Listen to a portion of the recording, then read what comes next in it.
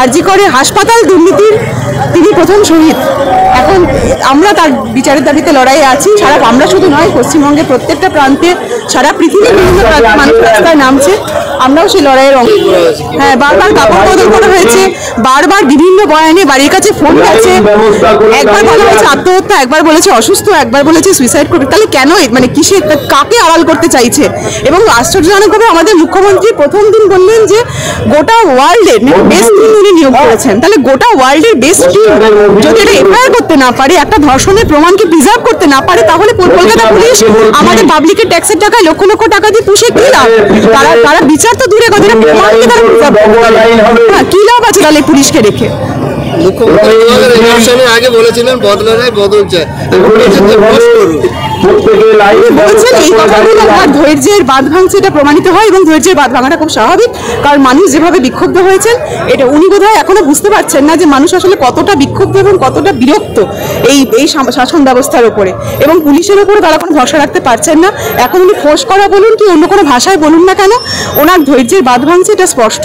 তবে এটুকু বলে রাখবো, পশ্চিমবঙ্গের মানুষেরও কিন্তু ধৈর্যের বাঁধ ভাঙছে। আপনারা 26-এর জন্য কতটা প্রস্তুতি আছে?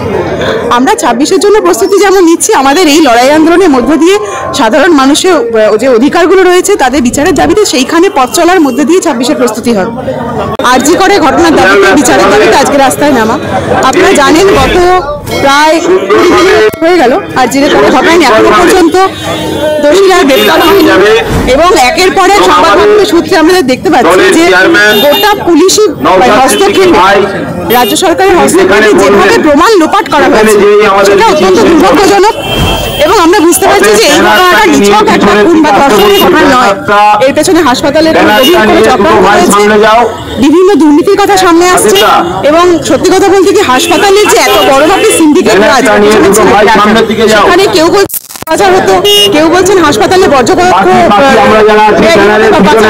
কি ছিল। এবং এটুকু বুঝতে পারছি যে তরুণী নিহত হলেন, তিনি আরজি করের এই সিন্ডিকেট রাজের বিরুদ্ধে কথা বলেছিলেন, প্রতিবাদ করেছিলেন, সেই প্রতিবাদের জন্য তাকে হত্যা করা হলো।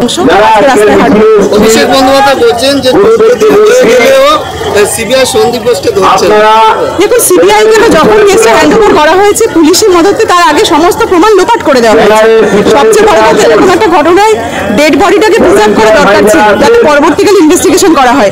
যেভাবে তড়িঘড়ি করে তাকে শ্মশানে দাহ করে দেওয়া হয়েছে, সেখান থেকে পরিষ্কার যে সরকার ইচ্ছাকৃতভাবে পুলিশকে কাজে লাগিয়ে প্রমাণ লোপাট করেছে। এখন প্রমাণ লোপাট করার ফলাফল আমাদেরকে ভুগতে হচ্ছে, দোষীরা সামনে আসতে পারছে না। তবে আমাদের ভরসা আছে, নিশ্চয়ই সিবিআই শেষ পর্যন্ত তদন্ত এগিয়ে নিয়ে যাবে। এখানে সবার আমাদের দায়বদ্ধতা। নিজেদের মা এবং বাবা ফটো তিনি বলছেন যে বারবার যে কাপড়টা সেটা